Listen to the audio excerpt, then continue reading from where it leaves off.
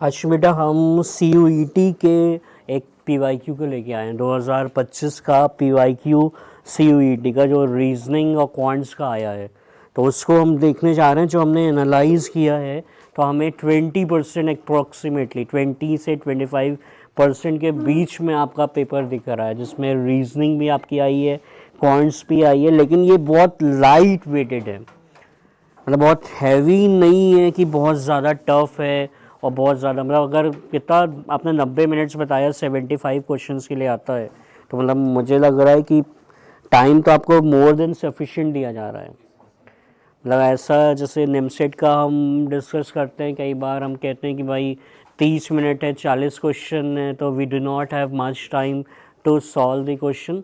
लेकिन यहाँ पे मुझे देखने में तो ऐसा ही लग रहा है कि भाई सफिशिएंट टाइम है, हम इतना टाइम में आराम से हम बना सकते हैं क्वेश्चन, ठीक है। तो कट ऑफ भी इसमें अच्छा ही जाता होगा, उसमें बहुत डिप जाता होगा, इसमें लोगों के मार्क्स अच्छे आते होंगे। तो हमें क्या प्लानिंग क्या करनी चाहिए? हमें प्लानिंग ये करनी चाहिए, जो हमारा लाइट वेटेड पेपर है वो हम जितना जल्दी कर लें, और जो हैवी क्वेश्चंस हैं कुछ होंगे, कुछ ना कुछ क्वेश्चंस तो होंगे जो हैवी होंगे, थोड़ा सा टाइम कंज्यूमिंग भी होंगे, थोड़ा सा डिफ़िकल्ट भी होंगे, क्योंकि कोई भी पेपर ऐसा नहीं होता कि सारा ही इजी दे दिया जाए। रीजनिंग का तो पोर्शन मुझे बहुत ही मतलब कि इजी लग रहा है, मतलब इजी लेवल, मतलब अगर हम कहें 17 क्वेश्चन हैं रीजनिंग के, तो एटलीस्ट हम स्टेट में होने चाहिए कि 14 से 15 तो हमारे सही होने चाहिए। मतलब 1 या 2 या 3 हो जाए कभी गलत, ठीक है। तो क्लासीफाई जब मैं कर रहा था 2025 को, तो क्लासिफिकेशन मुझे कुछ ऐसा दिखा था। ये टॉपिक वाइज जो क्वेश्चंस आए हैं आपके, क्वांट्स और रीजनिंग दोनों को मैं मिला के थोड़ा कर रहा हूँ। इसमें परम्यूटेशन को भी मैंने ले लिया था, परम्यूटेशन कॉम्बिनेशन को भी मैंने इसमें इंक्लूड कर लिया था, क्योंकि ऐसे तो और क्वेश्चन कम हो रहे थे। तो इसको मिला के मुझे टोटल 18 क्वेश्चंस दिख रहे हैं आपके। और सबसे ज़्यादा इम्पोर्टेंट जो टॉपिक मैं आपसे हमेशा कह रहा हूँ, जो सबसे लाइट टॉपिक है, देख रहे हैं ना, नंबर सीरीज़ के हमारे पास 2 क्वेश्चन आए हैं। नंबर सीरीज़ के हमारे पास 2 क्वेश्चन दिख रहे हैं। अल्फ़ाबेट सीरीज़ के हमारे पास 1 क्वेश्चन दिख रहा है। अल्फ़ा न्यूमरिक का 1 क्वेश्चन दिख रहा है। देखिए ये 4 क्वेश्चन हमें मिल रहे हैं सीरीज़ के, जो बहुत ही बेसिक क्वेश्चंस हैं। मतलब ये तो हमसे गलत होने ही नहीं चाहिए। इतनी प्रैक्टिस होनी चाहिए, इतनी चीज़ें हमें पता होनी चाहिए कि इसमें हमसे गलत होना ही नहीं चाहिए। एक नॉन वर्बल सीरीज़ भी दिख रही है, एक क्वेश्चन हमें नॉन वर्बल से भी दिया गया है, इसमें नॉन वर्बल सीरीज़ का भी एक क्वेश्चन है। तो मतलब डिस्ट्रीब्यूटेड दिख रहा है, कोई ऐसा भी टॉपिक नहीं दिख रहा है कि मुझसे बहुत ज़्यादा। जैसे अल्फ़ाबेट देखिए, एक क्वेश्चन दिख रहा है। आपने अल्फ़ाबेट में हमें 2 टाइप के क्वेश्चन मेनली डिस्कस किए थे, उसमें एक टाइप 1 इसमें पूछा गया है, ठीक है। और पज़ल तो एक नॉर्मल होती है कि पकड़ लिया, वो भी आप एक तरीके से कह सकते हो कुछ इससे रिलेटेड होती है। ये नंबर बेस्ड पज़ल जो होती है कुछ इससे रिलेटेड होती है। तो एक क्वेश्चन इसका, ये भी हमने बहुत डिस्कस किया है, कोडिंग रिकॉर्डिंग बहुत बार बात की है कि भाई इसको, भाई पोजीशन बेस को तो बिल्कुल अपने टिप पर रखो। इतना प्रैक्टिस में क्यों कहता हूँ, प्रैक्टिस करो। अच्छे अच्छे लोगों से बात हुई है तो उनका ये कहना बहुत अच्छा दिखा है कि कभी भी, जितना भी एक्सपर्ट बंदा क्यों ना हो, अजनबी क्वेश्चन अगर आपको मिल गया तो टाइम लगना है आपको। तो आपकी प्रैक्टिस ऐसी होनी चाहिए कि हमें अजनबी क्वेश्चन बहुत, आप देखते हो ना कि अगर आपने क्वेश्चन पेपर देखा और आपको लग रहा है यार ये क्वेश्चन लगाया हुआ है, फिर आप उसके बारे में बहुत सोचते नहीं हो, आप फ़ौरन लगाते हो, ठीक है। फ़ौरन आपको मेथड पता है, आपको ये भी पता है कि किस तरीके से इसको जल्दी से करना है, आप वही डायरेक्टली अप्लाई करते हो और लगाते हो। नहीं पता है तो चाहे जितना बड़ा तुर्रम खां क्यों ना हो, उसको रीड करना पड़ेगा। और रीड करना मतलब कि भाई थोड़ा सा इसमें ये है कि इसमें टाइम बहुत है। CUET में टाइम हमारे पास सफिशिएंट है, तो टाइम की हमें बिल्कुल किल्लत होने नहीं वाली है। 90 मिनट हमें मिलेगा 75 क्वेश्चन के लिए, और हमें लग रहा है 260-70 मार्क्स आने चाहिए होते होंगे ना। कट ऑफ क्या जाता है, 200 के आसपास जाता है। उसके ऊपर जितना आएगा उतना आपके लिए अच्छा है ना, ठीक है। मतलब अच्छे जो आप टॉप वालों का क्या जाता है, तो 40 मतलब 80% मार्क्स, मतलब पेपर सोच लिए लेवल डाउन होगा तभी 80% मार्क्स आ रहा है। नहीं, हमारे टाइम में तो 10th में 60 लाने में पसीने हैं, LU से तो भाई ये सब लाल हो जाते थे 60 लाने में, 60 नहीं देते थे। पूरा मैथ्स का पेपर लिख देता था तब भी वो काट के 35 पे 50 में ला देते थे, काट देते थे जो भी सोचते हो। ठीक है, अब 80 आ रहा है इसमें, मतलब ये पेपर लाइट होगा। ठीक है, हम तो ये दिख रहे हैं ना, ब्लड रिलेशनशिप भी बहुत सिंपल है, बहुत टिपिकल नहीं, मतलब हमें स्टार्टिंग के तो ऑलमोस्ट 9 तक बहुत सिंपल दिख रहे हैं। फिगर काउंटिंग भी हमने बहुत डिटेल में आपसे बात की हुई है, सारे स्टैंडर्ड केसेस हमने आपसे बात की हुई है, ट्रायंगल की भी बात की हुई है, स्क्वायर की भी बात की है, रेक्टेंगल की भी बात की हुई है। ऑड मैन आउट तो भाई एक चीज़ यार इसमें कहाँ गई जो दिखाना चाह रहा हूँ, जो मैं चाहूँगा आप लोग प्रैक्टिस करिएगा, इसके थोड़े ज़्यादा क्वेश्चन दिख रहे हैं। एक आपको एनालॉगी जनरल दिख रही है, ये बड़ी अच्छी चीज़ है यार, बड़ी अच्छी चीज़ इसलिए है कि ये पता है आइदर नहीं पता है। मेरे पास इसका कोई मैथड नहीं है कि मैं आपको कोई मैथड बता दूं, मगर मुझे ये पता है कि ये बोतल है तो पता है ये बोतल है, इसको सॉल्व नहीं करना पड़ेगा। ठीक है, ऐसे 2-3 क्वेश्चन आए हैं, ये देखिए 2025 में हमें ऐसे जनरल एनालॉगी के बेस 3 क्वेश्चन मिले हैं, और ये कहाँ से पिक किए जा रही है, इंडिया बिक्स को उठा लीजिएगा, जनरल एनालॉगी के 50-60 क्वेश्चन 100 क्वेश्चन हैं, देख लीजिएगा, वहीं से 1 या 2 क्वेश्चन आ जाएगा। इसमें सॉल्व करने की कोई मतलब एक चीज़ है भाई, ये इससे ऐसे रिलेट करती है, जनरल कोई फैक्ट है। अब वो मुझे हो सकता है भाई मैं पढ़ा रहा हूँ, मैंने कभी ना सुना हो वो टर्म तो मैं नहीं कर पाऊंगा, अगर मैंने सुना है तो वो मैं कर लूँगा। 3 क्वेश्चन आया है, अगर नहीं पता होता तो मैं छोड़ देता। मेरे पास कोई ऐसा मैथड नहीं है कि मैं इसको लगा के इसको सॉल्व करूँगा। ठीक है, और ये ऑड मैन आउट तो आप जानते हैं, क्लासिफिकेशन और मिसलेनियस हमने 1-2 क्वेश्चन को कर दिया है। ठीक है, तो चलिए देखते हैं। पहला ही क्वेश्चन हमारा जनरल एनालॉगी का है, ये देखिए। अब ये भाई देखने से क्या लग रहा है कि भाई ये म्यूजिकल इंस्ट्रूमेंट दिए गए हैं। ठीक है, अब ये है कि अगर मुझे नहीं पता है तो नहीं पता है, ये कोई ऐसी चीज़ नहीं है कि कोई मैथमेटिक्स है या कोई और कोडिंग डिकोडिंग टाइप चीज़ है, नंबर सीरीज टाइप चीज़ है जिसको मैं एनालाइज करूँगा। यहाँ पे मैं एनालाइज नहीं कर पाऊँगा, एक जनरल फैक्ट टाइप का है। ये क्या है, ये सितार है भाई, ये इंडियन इंस्ट्रूमेंट है, ये इसी का वेस्टर्न मैंने देख लिया तो भाई बता ले जा रहा हूँ। ऐसा नहीं है कि मुझे ये पता था, मैंने देख लिया कि भाई इसका एक्सप्लेनेशन रीड कर लिया है तो मैं आपको बता ले जा रहा हूँ। ये क्या है, ये जनरल एनालॉगी के क्वेश्चन आते हैं। इसमें हो सकता है भाई मुझे ना पता होता। अब ये क्या दिया, तानपुरा, किसी को पता होगा तानपुरा क्या है, मुझे नहीं पता है भाई तानपुरा क्या है, पता है आपको? अब नहीं पता, हाँ ये है जो भी है, ये इंडियन है, इसका वेस्टर्न वर्जन क्या है, वायलिन है। ठीक है, अब ये पता है ये नहीं पता है, बस ये है। इसमें कितना हार्डली आपको टाइम लगेगा, इसको हार्डली आप देखोगे अगर आपको ये ऐसे 3 क्वेश्चन आए 2025 में, मतलब मुझे पता है या तो नहीं पता है। इसमें मैं आपको कोई ऐसा फॉर्मूला या कोई लॉजिक बता दूं तो वो मेरे पास नहीं है। ठीक है, तो इसका आंसर क्या है, वायलिन है। तो इस ऐसे टाइप के क्वेश्चंस की थोड़ा प्रैक्टिस करिए, जैसे इसमें मैंने 3 दिखाए हैं।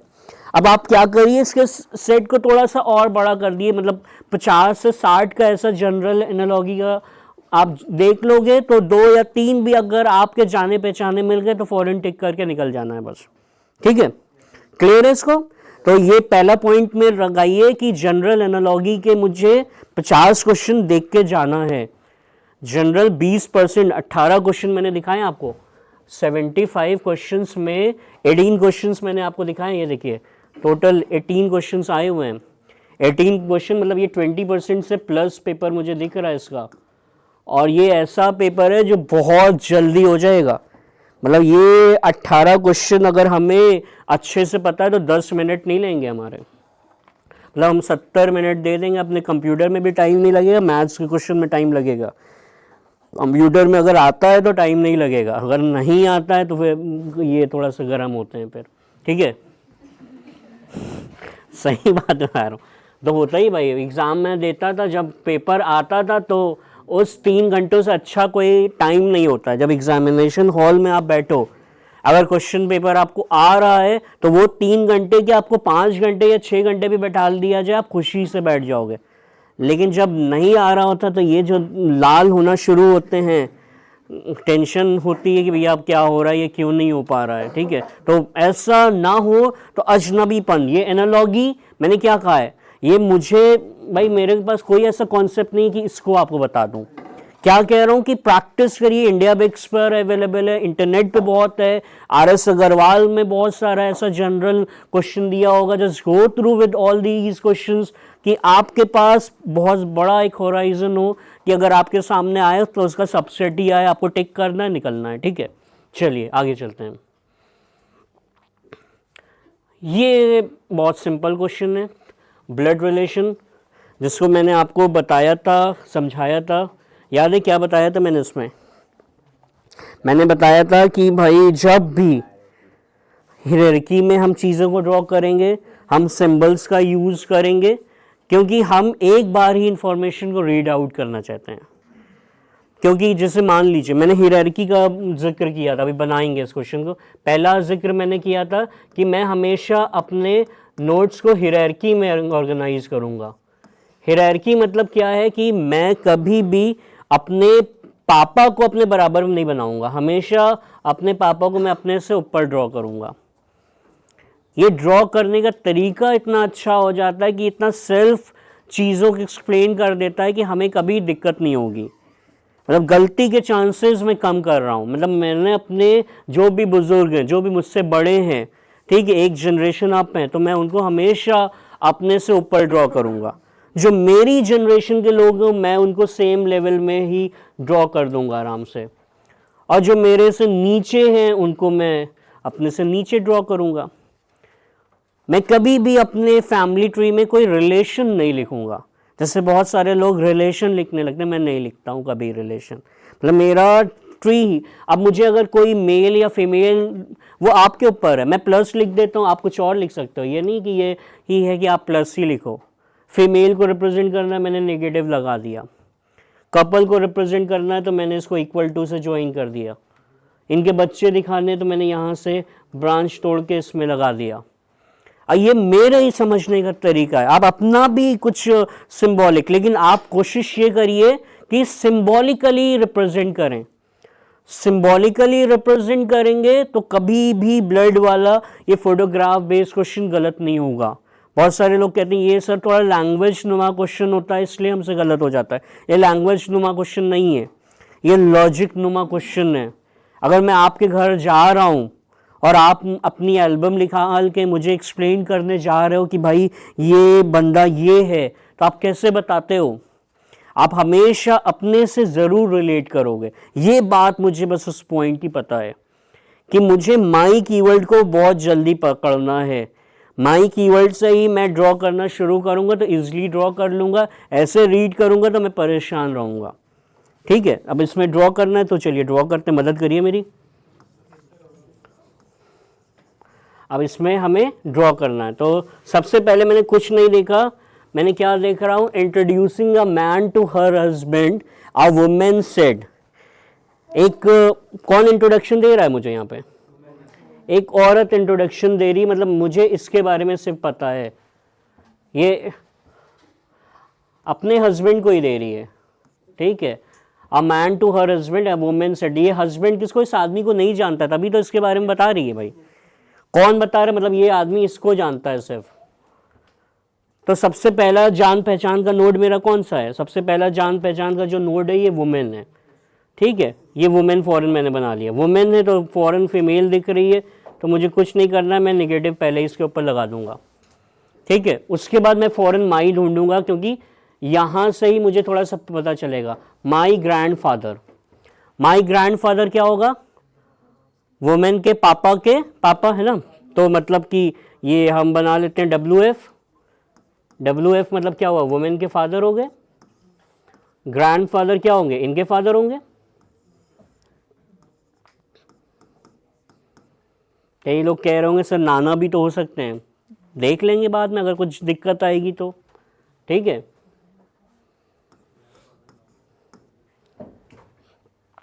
ठीक है, ये कुछ आया, माई ग्रैंडफादर बना लिया वुमेन के ग्रैंडफादर को, ठीक है। आगे क्या दिया है, ओनली सन, ओनली सन कौन होगा, यही है, इसी का जिक्र किया जा रहा है ना। ओनली सन मतलब किसका जिक्र किया जा रहा है, ओनली सन। उसके बाद क्या कह रहा है, हिज ब्रदर, हिज कौन है, ये आदमी, his brother, his brothers father, ये आदमी है कोई, ठीक है, अलग बना रहा हूं अब, ठीक है। उसके भाई की बात कर रहा है तो मैन ब्रदर, ठीक है, तो ये भी प्लस है, ये भी प्लस है। Is the only son of my grandfather, मतलब ये इसी के ही भाई बहनों का जिक्र हो रहा है। इज ओनली सन, ये ओनली सन कौन है, ये देखिए यहाँ पे, ये देखिए मेरी पूरी ट्री तैयार हो गई। अब क्या पूछा जा रहा है, how women is related to this man.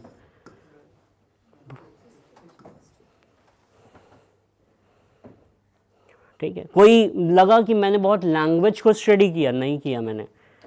दो चीजें मैंने पकड़ी कि भाई जो बंदा मुझे इंट्रोड्यूस कर रहा है, फोटोग्राफ में हमेशा ध्यान रखिएगा जो बंदा इंट्रोडक्शन दे रहा है वो सबसे इंपॉर्टेंट नोड है, तो बिना कुछ सोचे समझे सबसे पहले वो नोड बनाइए।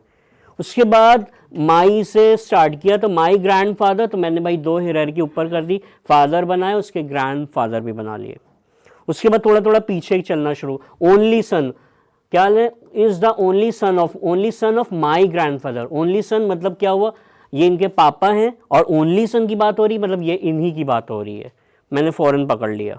उसके बाद थोड़ा और पीछे गया तो क्या कह रहा है, his brother father, his brother मतलब इसके बारे में बात हो रही है, इस आदमी को फिर मैंने फौरन ड्रॉ किया, हिज ब्रदर। उसके फादर की बात वो बनाता, उससे पहले क्या है, his brother father is the only son, जो मैंने ओनली सन के बारे में बात की है, तो मतलब ये उसी का हो गया फौरन। ठीक है, बन गया बहुत जल्दी।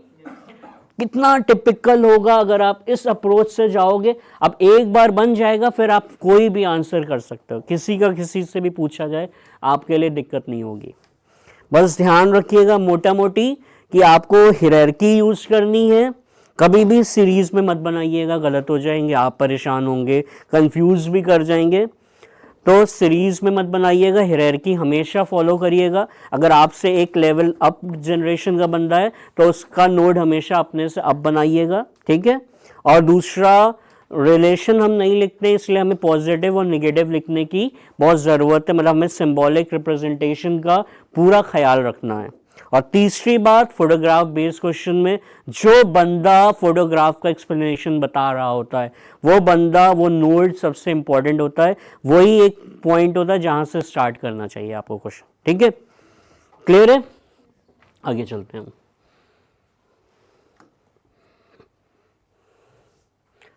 ये देखिए एक अल्फाबेट बेस्ड क्वेश्चन आ गया, बनाइए इसको। एक हमने जनरल एनालॉजी देख ली, एक अल्फ़ाबेट देख लिया, बहुत डिस्ट्रीब्यूटेड पेपर है, और एक ये अल्फ़ाबेट बेस्ड वो आ गया। इसमें आपको याद होगा हमने कुछ पॉइंट्स बताए थे आपको। एक सबसे पहला पॉइंट क्या है, अब ये है कि ये हम इसको देख के करेंगे तो हम बहुत टाइम लगा देंगे, ABCD को पढ़ेंगे, उसके बाद उसका अकॉर्डिंग जो बता रहा है वो करेंगे तो बहुत टाइम लगेगा। एक क्रक पॉइंट इसका क्या होता है कि हमें ये दो पॉइंट्स पता होने चाहिए कि अल्फ़ाबेट की पोजीशनिंग याद करने के लिए हमने आपको कीवर्ड क्या बताया था, ई ज्योति, और दूसरा कीवर्ड क्या बताया था, सिफाई लोरेक्स। ये दो कीवर्ड तो आपके हमेशा तैयार रहने चाहिए। फिर हमने आपको क्या बताया था कि इस एंड से जब भी काउंटिंग होती है तो आप क्या कहते हो, लेफ्ट एंड, और जब भी आप इस एंड से काउंटिंग करते हो तो क्या कहते हो, राइट एंड। उसी के ऊपर हमने दो नोट पॉइंट आपको बताए थे, अगर आपको अल्फ़ाबेट में याद होंगे, ठीक है, कि जब भी ये पोजीशनिंग की बात होती है और अगर पोजीशनिंग में अपोजिट डायरेक्शन का जिक्र है, मतलब जो शिफ्टिंग हो रही है उसमें अपोजिट डायरेक्शन का जिक्र है, मतलब एक लेफ्ट है और एक राइट है, याद होगा आपको, है ना, पॉइंट में अपोजिट डायरेक्शन, लेफ्ट राइट हो या राइट लेफ्ट हो, जो भी हो, सीक्वेंसिंग से कोई मतलब नहीं है, लेफ्ट राइट हो या राइट लेफ्ट हो, अगर ये अपोजिट डायरेक्शन है तो हमेशा हम एडिशन का इस्तेमाल करते हैं। हम किसका इस्तेमाल करते हैं? एडिशन का। यहाँ पे मैं वो नहीं करूँगा बैठ के बच्चों की तरह कि मैं लेफ़्ट से 12 गया और फिर 5 वापस आया या 14 इधर गया तो टाइम निकल जाएगा और गलत हो जाएगा। ये सिंपल है, मेरे लिए सिंपल है, मतलब उसके लिए भी सिंपल है। अब हमें ये सोचना है कि उसके लिए सिंपल है लेकिन मैं उससे जल्दी बना दूंगा। ठीक है। एक चीज़ और थी कि अगर ये सेम डायरेक्शन का होता है, दूसरा पॉइंट क्या था, यही चीज़ अगर सेम डायरेक्शन की बात की जाएगी शिफ्टिंग में, जैसे लेफ्ट है, लेफ्ट टू लेफ्ट की बात की जाएगी या राइट टू राइट की बात की जाएगी। ठीक है, तो क्या करते थे हम लोग? सब्ट्रैक्शन। देखिए कितनी थ्योरी पीछे लग रही है, तब हम क्या करते हैं? सब्ट्रैक्शन का यूज करते हैं। अगर सेम डायरेक्शन का जिक्र है तो हम सब्ट्रैक्शन करेंगे, अगर डिफरेंट डायरेक्शन का जिक्र है तो हम एडिशन करेंगे क्वेश्चन में। ठीक है। और एक चीज और बताई थी कि ये जो मेरे कीवर्ड हैं ये मैंने लेफ्ट एंड को ही बेस रख के बनाया था, और हो सकता है मुझसे राइट एंड की भी बात की जाए। सिर्फ ये नहीं कि हमसे हमेशा लेफ्ट एंड में ही बात किया जाए। अब वो राइट एंड का कॉन्सेप्ट यही नहीं कि बस वो फॉर्मूला याद रखना है हमें, ये रैंकिंग के क्वेश्चन भी एप्लीकेबल होता है लेफ्ट और राइट का। ये आगे से और पीछे वाली लाइन में भी ये कॉन्सेप्ट एप्लीकेबल होता है। जैसे हमारे पास अल्फाबेट कितने होते हैं? 26 होते हैं। तो हमने क्या फॉर्मूला बनाया था? हमने फॉर्मूला बना लिया था RHS equal to 27 minus LHS, ऐसे हम निकाल लेते थे। अगर यही नंबर ऑफ टर्म 26 थे तो एक ऐड ज्यादा करते, अगर नंबर ऑफ टर्म 13 होंगे तो हम 14 कर देते, अगर 18 होंगे तो हम 19 कर देंगे। ठीक है। लेफ्ट हैंड से अगर हमें पता है और राइट हैंड से निकालना है तो ये सब लॉजिक थे। ठीक है, इतना नोट कर लीजिए आप लोग। कोई को दिक्कत है इसमें? मतलब ये हमारी थ्योरी थी जो हमने हल्की बहुत पढ़ी थी, एनालाइज की थी, अब उसको अप्लाई करना है हमें। तो इसको इरेज करें।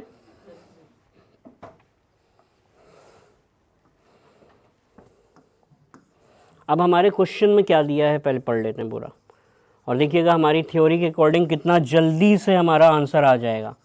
मतलब हमें इतना करना नहीं पड़ेगा, दूसरा बंदा इसको पढ़ेगा। यहीं पे बात क्या आ जाती? अजनबीपन की और ना जिसके लिए ये क्वेश्चन अजनबी होगा वो भी बना देगा, लेकिन वो इसको बनाने में अगर उसने 3 मिनट खर्च दिए बस उसका काम हो चुका है। तो आपको किसी भी क्वेश्चन में 3 मिनट नहीं खर्चने हैं, ये ध्यान रखना है। तो मतलब बहुत जल्दी आपको खुश नहीं होना है। जब आप 60-65 क्वेश्चन पहुंच चुके हो तब खुश होइएगा थोड़ा सा। अब देखिए हम अपनी पूरी थ्योरी इसमें अप्लाई करने जा रहे हैं। हम कैसे करेंगे, क्या हमें बताया जा रहा है उस बात को भी देखेंगे, कुछ कस्टमाइजेशन है उसको भी देखेंगे, और उसके बुनियाद पे हम ये बनाएंगे। हाँ, पढ़िए क्वेश्चन को। आंसर आ गया किसी का? क्या? यू क्या है? Consider the following alphabet series if the second half of the given alphabet series is written in reverse order. मतलब कुछ कस्टमाइजेशन किया गया है, मतलब एम के बाद यहाँ तक ऐसे लिखा था, फिर ऐसे रिवर्स कर दिया, मतलब ये जेड से लिख दिया गया है, जेड से लेकर ऐसे एन लिख दिया गया है ना।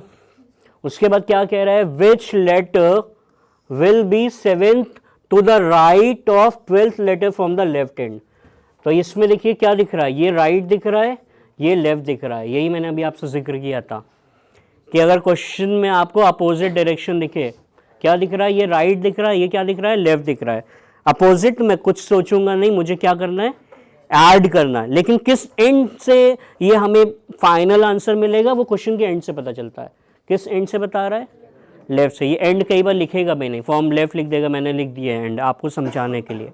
हो सकता है वहाँ पे लेफ्ट एंड ना लिखे, लेकिन आप क्वेश्चन के एंड में देखिएगा जो डायरेक्शन दिया है उसी एंड से आपका फाइनल आंसर आएगा। तो मतलब ये किस एंड से आ रहा है हमारा? 12 में मुझे क्या ऐड करना है? 7। 12 में 7 ऐड करेंगे, मतलब 19th लेटर जो लेफ्ट एंड से है वो मेरा डिजायर्ड रिजल्ट है फ्रॉम लेफ्ट एंड। लेकिन यहाँ पे इन्होंने भाई हमारी अल्फाबेट से थोड़ा सा खेल किया हुआ है, एग्जैक्ट स्टैंडर्ड दी नहीं है। तो हम एस कह देंगे अगर जल्दी में तो आंसर गलत हो जाएगा। 13 तो लेफ्ट हैंड से ऐसे ही चलेगा, 13 तो ऐसे ही हम यहाँ तक पहुँच जाएंगे। लेकिन जो 6 पोजीशन है वो इस तरफ से आएगी। अब इस तरफ से मैं बैठ के ऐसे काउंट करूं वो भी अच्छा नहीं लगता है, तो मैंने आपको लेफ्ट और राइट का कॉन्सेप्ट बताया। यहाँ पे ये कितने लेटर दिख रहे हैं, इसमें 13 दिख रहे हैं, ठीक है। हमें एक एंड से पता है, मतलब मुझे इस एंड से 6 पोजीशन चाहिए, मतलब राइट एंड से 6 चाहिए ना, जब इसको उल्टा लिख दिया है तो इस एंड से मुझे 6 चाहिए। तो हम क्या करेंगे, 14 माइनस 6 अगर हम कर दें तो ये क्या आएगा 8, मतलब 13 प्लस 8 क्या हो जाएगा, जो भी आ रहा है वही हमारा डिजायर्ड रिजल्ट होगा। 21st letter from left hand जो होगा ओरिजिनल अल्फाबेट में, वो मेरा आंसर होगा। तो मेरा आंसर क्या हो जाएगा, यू हो जाएगा। 6 जो है वो कहाँ से आ रहा है, 6 जो है वो इधर से आ रहा है, राइट एंड से आ रहा है, और राइट एंड से मुझे पता नहीं है, लेकिन यहाँ पे मैंने अपना कॉन्सेप्ट थोड़ा सा चेंज किया, हमने इसको ले लिया एज अ सीरीज। तो इसमें 13 लेटर है, तो लेफ्ट को राइट में कैसे कन्वर्ट करेंगे, 14 माइनस करके, वही मैंने यूज कर लिया। अब ये आप जितना जल्दी कर लोगे उतना जल्दी आपको, मतलब इतना लिखना भी नहीं चाहिए, तो आपको ये टिक होना चाहिए, ठीक है। और एक चीज और बहुत ध्यान रखिएगा, बहुत बार लोग आसान क्वेश्चनों में बहुत खुश होकर पूरा सोल्यूशन करने लगते हैं, ये नहीं करना है हमें ऑप्शनों को भी बहुत गौर से देखना है। हमने लास्ट टाइम मैं 2025 का निमसेट का PYQ देख रहा था, एक हमारे बचपन में क्वेश्चन आता था जिसमें नहीं बताते हैं कि डिजिट को आपस में उसी पोजीशन इंटरचेंज कर दी तो इसकी वैल्यू 18 बढ़ जाती है। तो ये बनाना कोई बहुत डिफिकल्ट नहीं है, ये बनाना मैं बना सकता हूँ, यहाँ पे बैठा हुआ सारा बंदा बना सकता है। बस अलग क्या होगा, वो बैठ के इक्वेशन करेगा, एक्स वाई मानेगा, उसको वाई एक्स करेगा और इक्वेशन बनाएगा और फिर सॉल्व करेगा। मैं क्या करूँगा, मैं डायरेक्ट ऑप्शन देखूंगा, जो इक्वेशन में वैल्यू दी है उससे ऑप्शन को नलीफाई करूँगा और टिक करके निकल जाऊँगा। ये हमें वहाँ पे करना है बहुत ज़्यादा। ऑप्शन को एलिमिनेट करके भी अगर हमें रिजल्ट मिल रहा है, कहीं पर अगर है कि हमें करना ही करना है तो करना है। और ऐसे बहुत सारे केसेस आ रहे हैं, हम देख रहे हैं, जिसमें आपको ऑप्शन एलिमिनेट करके आंसर बहुत जल्दी मिल जाएगा। सॉल्यूशन में करता वो भी हो जाता, बहुत टाइम ना लेता, लेकिन ऑप्शन एलिमिनेशन उससे ज़्यादा बेहतर तरीका है। जैसे एक क्लॉक है, क्लॉक पढ़ी है आप लोगों ने? क्लॉक में आपको मैंने शायद एंगल के 2 वर्जन बताए हैं, एक रिफ्लेक्स बताया है और एक सिंपल बताया है ना। रिफ्लेक्स क्या होता है? नहीं, 360 माइनस नहीं। रिफ्लेक्स एंगल क्या होता है? बिल्कुल कोई सही बता रहा था, कुछ आवाज़ आई थी कहीं से, सही आवाज़ आई थी। हाँ, 180 अबव। जो अगर कभी भी क्वेश्चन में ये जिक्र किया गया है कि एंगल पूछा जा रहा है, एंगल पूछा जा रहा है, सिर्फ एंगल की क्वेश्चन, ऑप्शन एलिमिनेशन के कैसे बनाते हैं मैं बनाता हूँ ना, मुझसे लोग लेते हैं तो मैं कैसे क्वेश्चन बनाता हूँ। एंगल पूछा जा रहा है, सॉल्व कर, तो एंगल अगर पूछा जा रहा है मतलब इसकी हमेशा वैल्यू 180 या 180 से कम आती है। लेकिन अगर इसी में मैंने रिफ्लेक्स एंगल का जिक्र कर दिया, मेरी वैल्यू जो है वो 180 से हमेशा प्लस आएगी, कभी 180 से कम नहीं आएगी। क्वेश्चन में कैसे पूछता हूँ, find the reflex angle XYZ, कुछ वैल्यू दे दी और 3 ऑप्शन 180 से कम दूंगा, चौथा ऑप्शन 180 से ज़्यादा जो सही है बोलूँगा। अब इसमें 2 तरीके के बेवकूफ़ होंगे, एक अक्लमंद होगा, एक बेवकूफ़ होगा। वो मेरी अच्छी वाली ट्रिक से सॉल्व करेगा बैठ के, लेकिन क्या है यहाँ पे उसको सॉल्व भी नहीं करना है, उसको कॉन्सेप्चुअली जाना, तो ये 3 तो हो ही नहीं सकते, ये चौथा ही होगा।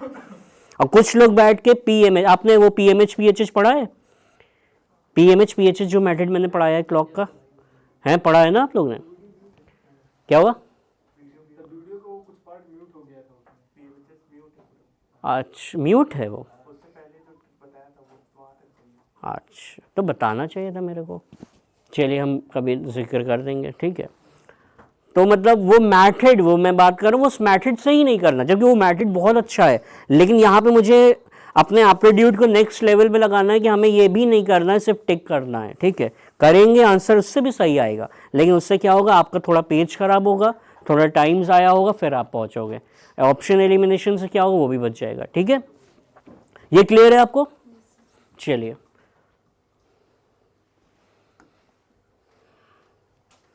देखिए ये देखिए, बिल्कुल जनरल क्वेश्चन आ रहा है, इसका क्या होगा answer?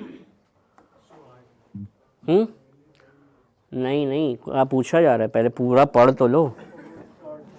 Consider the following 4 words out of which 3 are alike in some manner and 1 is different. A option ABD, कैसे, क्या मतलब, क्या लॉजिक मुझे है? अच्छा, हाँ हाँ हाँ हाँ, मैं साहिल के लिए भी एक मतलब टारगेट होता है, दूर से उसको हिट करना होता है। तो ये तीन कुछ एक जैसी दिख रही हैं, तो यही कह रहा हूँ कि ऐसे प्रैक्टिस कर लेंगे तो हो जाएगा। अब बहुत सारे लोगों का तलवार ही नहीं पता होगी कि स्वॉर्ड तलवार होती है। अब स्वॉर्ड तलवार होती है ये नहीं पता होगा तो वो कंफ्यूज कर जाएंगे। तो मैं क्या कह रहा हूँ, मुझे पहले नहीं पता थी, अब पता चली अभी कि स्वॉर्ड भाई तलवार होती है। अगर नहीं पता होगी और बाई चांस ये क्वेश्चन आ गया, जितनी भी मेरी अच्छी रीजनिंग हो मैं नहीं कर सकता। ये क्या है, जनरल क्वेश्चन है, ठीक है। तो ऐसे प्रैक्टिस कर, देख रहे हैं कितने लाइट क्वेश्चन आ रहे हैं और 20% पेपर आ रहा है। ये आपको एक अच्छी खबर दे रहा हूँ, ये 20% ऐसे क्वेश्चन आ रहे हैं। 20% एक क्वेश्चन पेपर का मतलब पहले से पता है कि हम उस 15-17 क्वेश्चन को बहुत जल्दी से ढूंढेंगे और बहुत जल्दी से 10 मिनट का टारगेट रखेंगे और बना लेंगे। 10 मिनट से ज़्यादा ज़ाया नहीं होने देंगे इस पर, ठीक है। ये भी हलवा क्वेश्चन है, देखिए जल्दी से बताइए। आपके सामने 2025 का पेपर, लेकिन ये हमारे लिए है तो सबके लिए है। क्या है ये, 1, 3, 6, 10, मतलब ये क्या हो रहा है, ये 2 का हो रहा है, फिर 3 का हो रहा है, फिर 4 का हो रहा है, मतलब 15 का होगा, 5 का होगा ना। 5 का होगा तो ये O बन जाएगा। अब O कहाँ पे है, A में है। अब देखिए कैसे, हाँ ठीक है। तो मतलब पहला वाला तो देखिए ये 3 तो ऐसे ही चले गए और बाकी करने की ज़रूरत ही नहीं है। अब यही है कि हम क्यों बैठ के O लिखते फिर 6 और ऐड करते और U लिखते, मुझे पता है OU आएगा, ठीक है। लेकिन मुझे जैसी A दिखा और मुझे अदर ऑप्शन में A नहीं दिख रहा है तो मैं बनाऊंगा तो ये बेवकूफ़ी हो जाएगी। मैंने क्या देखा, मुझे A दिखा, ये चीज़ें होती हैं, बना सब देते, O U आपका भी आ जाएगा, लेकिन मैंने U को निकालना बेहतर नहीं समझा। जैसे ही O निकाला और A ऑप्शन देखा और मेरी ऑप्शन पे निगाहें पड़ी तो मुझे ऑप्शन में यहाँ भी नहीं दिखा, यहाँ भी नहीं दिखा, यहाँ भी नहीं दिखा, तो मैंने फ़ौरन ये तीनों ऑप्शन क्या किए, कैंसिल आउट कर दिए कि ये तो हो ही नहीं सकते।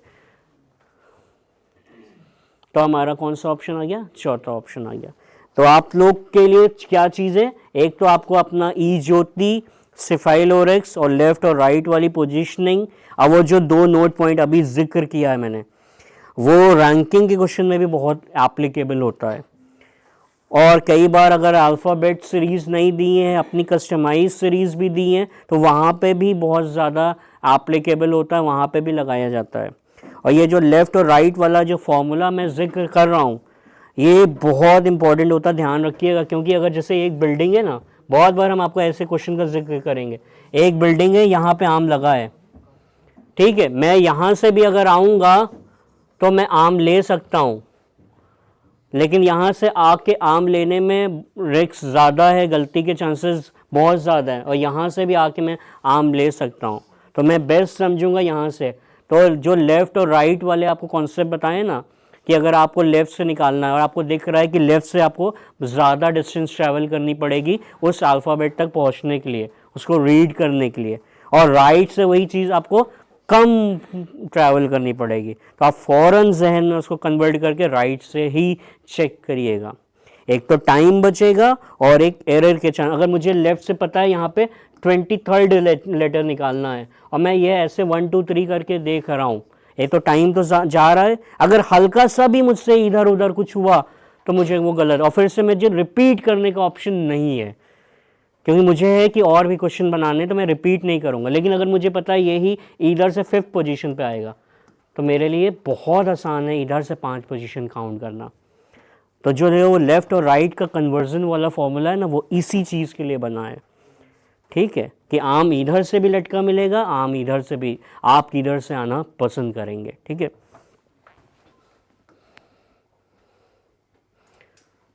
देखिए कितना हलवा क्वेश्चन है ये, लेकिन इसमें क्या है, वो स्मार्ट बंदा जो इसको पूरा नहीं बनाएगा और फौरन आंसर देखेगा जल्दी से। कुछ लोग पूरा बनाएंगे बैठ के खुशी खुशी। अब मुझे क्या दिख रहा है, ये मैंने कुछ नहीं देखा, ये 4 6 8 10 दिख रहा है, तो मतलब ये 12 तो होना ही होना है, ये क्लियर है? मतलब ए का चौथे के साथ रिलेशन होना है, मतलब पहले दो तो मेरे ऐसे ही चले गए, मतलब इन दोनों में मुझे पता है अब लड़ाई होनी है। मैं पूरा नहीं सॉल्व करने जा रहा हूँ, मैंने क्या देखा, ए है और चौथा है, तो मतलब पहले दो तो मैंने कैंसिल आउट कर दिए, ज़रूरत नहीं है देखने की मुझे कौन सा देखना है, मुझे तीसरा और चौथा देखना है। अब मैं दूसरे को देखूंगा तो हाँ फ़ायदा नहीं होगा, क्योंकि दूसरे में दोनों सेम आ रहा है। तो अगर बी को मैं देखूंगा तो मैं बेवकूफ़ी करूंगा, मैं डायरेक्ट सी को देखूंगा, क्योंकि सी में मुझे कुछ डिफरेंस दिख रहा है ना। सी में क्या आ रहा है, ये 3 है, 6 है, और यहाँ पे क्या आना चाहिए, 9 आना चाहिए। 9 कहाँ पे है, कहीं पे है, अच्छा 11 आएगा, 11 आ रहा है क्या, ठीक है, तो 11 आ गया। तो मतलब हमने ये देखा, तो कौन सा ऑप्शन आ रहा है, सेकेंड ऑप्शन। ठीक है, क्लियर है? मतलब मुझे ये सोचना है कि कैसे। अब मैंने देखिए बी को नहीं चेक किया, क्यों नहीं चेक किया, क्योंकि मुझे पता है बी में दोनों ऑप्शन मुझे सेम दिखा रहे हैं, तो ये चेक करूंगा मेरा टाइम वेस्ट होगा, तो मैंने इसको फौरन स्किप किया, मैं नेक्स्ट पे गया। मैं क्या कह रहा हूँ, ये चीज़ मेरे लिए भी है और ये आपके लिए। एक बेवकूफ़ बंदा ये बी वाला भी चेक करेगा, वो बेवकूफ़ नहीं होगा, लेकिन उसको पता नहीं है कि यहाँ पे यार हमें नंबर नहीं चाहिए, मुझे इस बंदे को हराना है। ठीक है, क्लियर है? आगे चलते हैं हम। बनाइए जो कि नंबर सीरीज है, बहुत सिंपल सी है।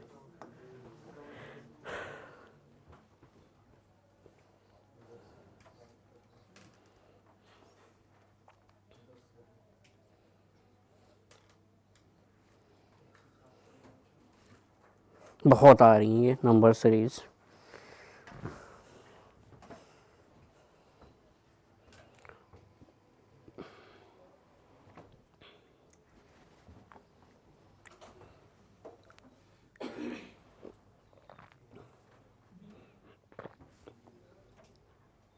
क्या हो क्या आ रहा है इसमें, कितना मल्टीप्लाई करके, 4 से। अच्छा, लग भी रहा है जब भी कभी ऐसा दिखे कुछ एक्सपोनेंशियल राइज हो रहा हो, तो मतलब मल्टीप्लिकेशन का यूज़ किया गया होगा। तो 2 है, 7 है, 27 है, 107 है, 427 है, मतलब मुझे क्या दिख रहा है, 2 इंटू 4 -1 से मुझे ये टर्म मिल रहा है। ठीक है, और 7 इंटू 4 -1 से मुझे ये भी टर्म मिल रहा है, और वैसे ही दिख रहा है 27 इंटू 4 -1 से हमें ये टर्म मिल रहा है। मतलब क्या करना है मुझे 427 इंटू 4 -1 करना है। ठीक है, एक चीज़ और होनी चाहिए, थोड़ा सा इसमें नहीं है, अक्सर लोग करते हैं ये। देखो मल्टीप्लिकेशन जैसे इसमें नहीं है, इसमें हमें मल्टीप्लाई करना पड़ जा रहा है। जैसे हम 4 और 7 को मल्टीप्लाई करेंगे तो ये आता है 8, कुछ और आपको एक्स्ट्रा ट्रिक्स बता रहे हैं। ठीक है, हर बार ज़रूरी नहीं है, यहाँ पे नहीं है, स्पेशली यहाँ पे करना पड़ जा रहा है। नहीं, बहुत केस में क्या होता, अगर ये हमें 8 दिया होता और ये हमें 9 दिया होता, ठीक है, तो हम क्या देखते हैं, हम इतना ना करते हैं, हम देखते हैं 7 और 4 को मल्टीप्लाई करने से लास्ट में 8 आएगा, और 8 में अगर 1 घटाएंगे तो आखिरी पे 7 आएगा, तो मेरा मतलब ये बी ऑप्शन सही होगा। ये भी बहुत बार किया जाता है, जिससे कोई आदमी पूरी बड़े नंबर की कैलकुलेशन ना करे। मतलब ऐसे क्या है, हमें पता है आंसर आ जाएगा, 427 को इंटू 4 करेंगे, ये नहीं आएगा, लेकिन क्या है कि हमें ये भी स्किप करने की कोशिश करनी है। और बहुत सारे क्वेश्चन में आपको ये चीज़ दिखेगी कि अब इतना बड़ा नंबर है, कई बार मान लीजिए इतना बड़ा नंबर है, तो हम इतने बड़े बड़े नंबर्स को मल्टीप्लाई करेंगे, तो वो ऐसा आंसर भी हमें देंगे कि हम कई बार मल्टीप्लाई ना करें और हमें रिजल्ट दिख जाए। जैसे इस केस में क्या दिख रहा है, 7 इंटू 4 से मुझे पता है जो भी नंबर मल्टीप्लाई होकर आएगा लास्ट में 8 आएगा, लास्ट में 8 आएगा, उससे अगर 1 सब्ट्रैक्ट करेंगे तो आखिरी में 7 आएगा। तो आपको एक ही ऑप्शन में दिखेगा जिसके लास्ट डिजिट पे 7, इत्तेफाकन इसमें तीनों में 7 दिख रहा था, मतलब कोई ने बहुत सोच विचार के ऑप्शन नहीं दिए हैं। अगर कोई सोच विचार के ऐसे वाले एग्जाम का देते हैं तो वो ऐसे ही ऑप्शंस को बनाते भी हैं कि आपको कैलकुलेशन ना करना पड़े, कुछ और लोगों को कैलकुलेशन करना पड़े, वो आउट हो जाते हैं फौरन। ठीक है, क्लियर है? चले आगे। ये तो बहुत सिंपल सा है, जल्दी से बताइए कौन सा गलत है। 2 नंबर सीरीज दिख गए,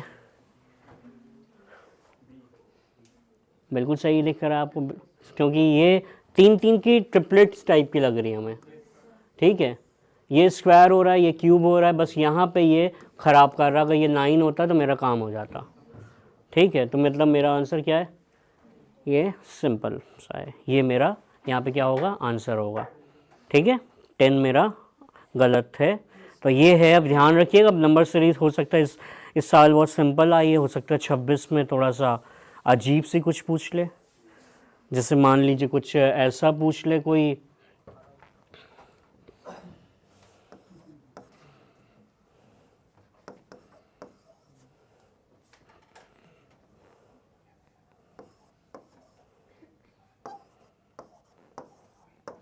क्या होगा इसमें नेक्स्ट टर्म, कुछ ऐसा पूछ ले कोई। 61 है पहले, फिर 52 है, फिर 63 है, फिर 94 है, नेक्स्ट क्या आएगा,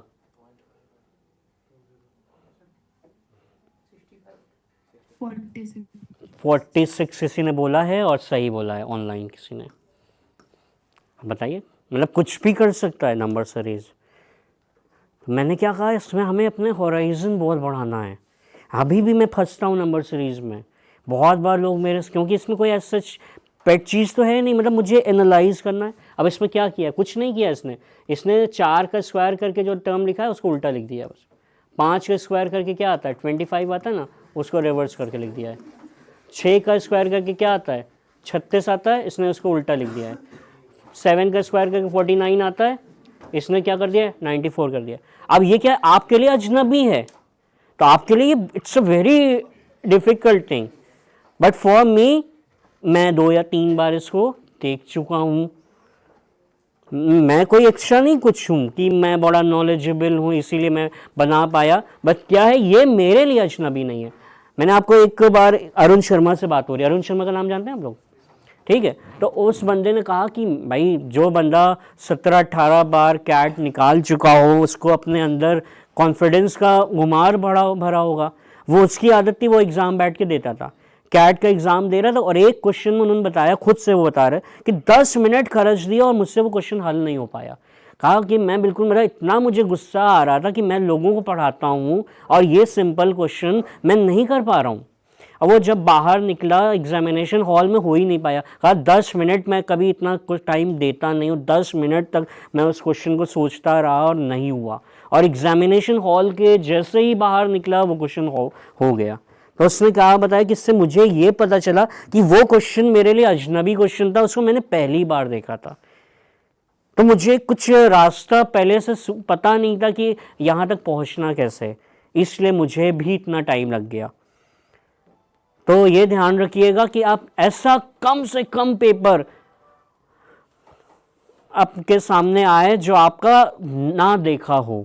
मैथ्स की भी बात करें, एप्टीट्यूड को, तो मुझसे कोई डेफिनेशन पूछता है कि आप एप्टीट्यूड में, बहुत लगभग 2013 से एप्टीट्यूड रीजनिंग पढ़ा रहा हूँ, तो मेरी डेफिनेशन यही है कि भाई एप्टीट्यूड रीजनिंग ये है कि भाई एक प्रॉब्लम, उसके बहुत सारे सॉल्यूशंस हैं हमारे पास।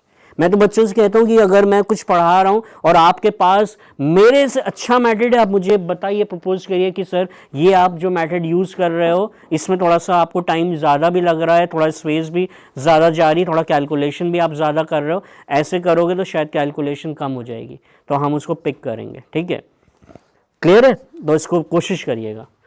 क्लियर है, समझ गए। तो ऐसा और भी कुछ हो सकता है, तो इसकी प्रैक्टिस करिए। इसके हमने आपसे कहा था कि कम से कम 200 प्लस क्वेश्चन तो एटलीस्ट बनाइए, एक टाइप के मत कोशिश करिएगा, वैरायटी को लाइएगा कि आपको वो क्वेश्चन जब मिले नंबर सीरीज का, क्योंकि वहाँ पे टाइम नहीं होगा। निमसेट में तो एक्चुअली टाइम बिल्कुल नहीं होगा ना, मतलब हम इतना सोच नहीं कर पाएंगे, हम देखेंगे हमें स्किप करना पड़ेगा, और ख़राब लगेगा हमें अगर हमें नंबर सीरीज स्किप करनी पड़ी कि यार हैं क्या हुआ, क्या हुआ, हाँ कान लाल नहीं होंगे क्या। बहुत सारे बच्चे कहते हैं ना, वो वाला एग्ज़ाम होता है जिसमें फेल पास होता है, उसमें इज्जत की होती है, इसमें तो कह देते हैं यार कंपटीशन तो नहीं निकला, कोई टेंशन नहीं है ना। ये देखिए बिल्कुल हलवा सा, बताइए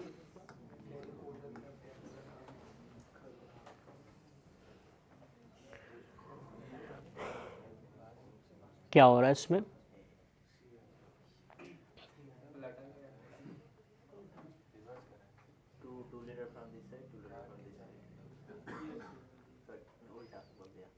मतलब उधर से उल्टा किया जा रहा है लेकिन इधर से कुछ नहीं किया जा रहा है। देखिए ये है ना, ये क्या, देखिए ये विश्वनाथन लिखा हुआ है और ये ऐसे लिखा है, तो मतलब इसको VI को इसने क्या लिख दिया, ऐसे लिख दिया IV, ठीक है। लेकिन ये जो पीछे वाला था वो एज इट इज लिखा है।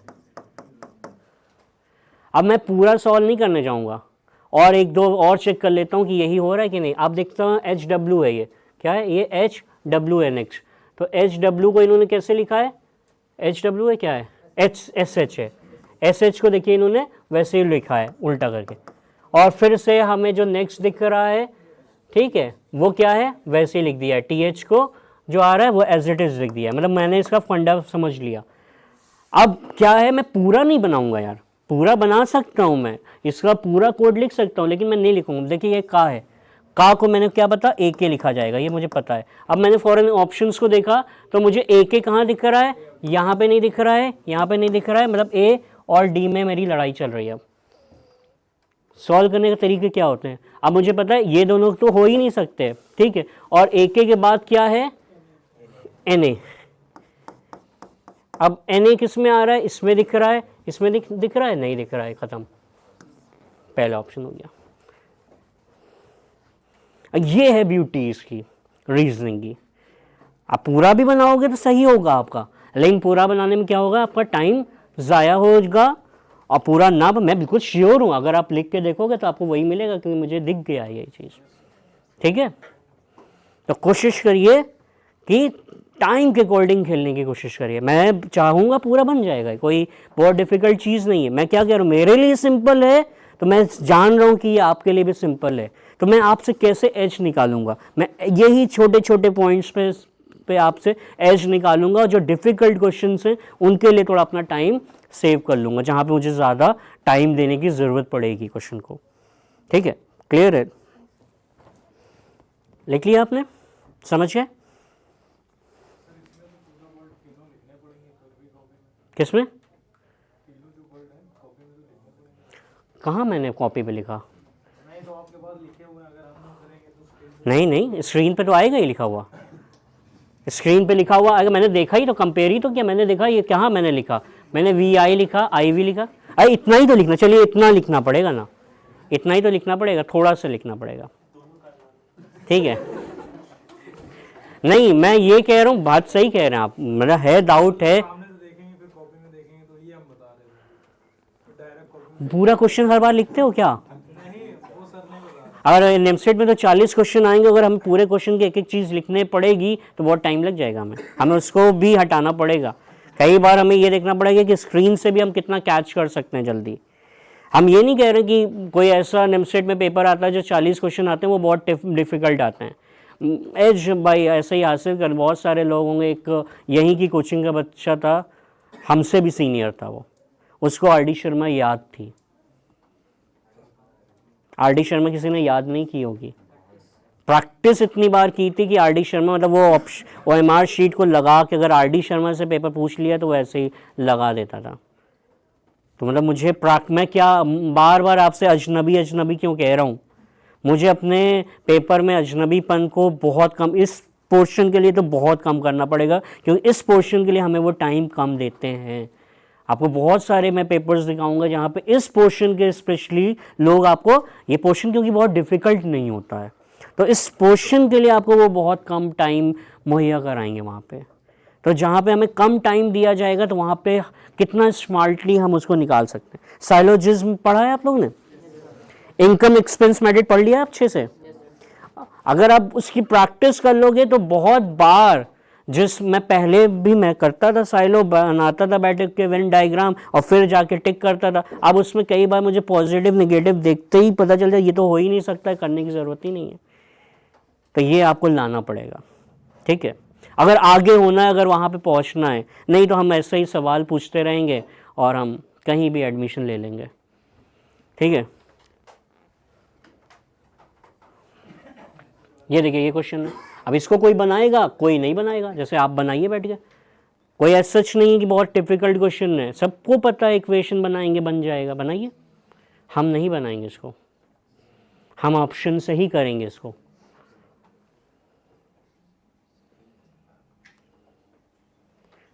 क्योंकि हम सब्जेक्टिव एग्ज़ाम नहीं दे रहे हैं, हम ऑब्जेक्टिव एग्ज़ाम दे रहे हैं। क्या दिया है? In an examination are student score 4 marks for every correct answer and loses 1 marks for every wrong.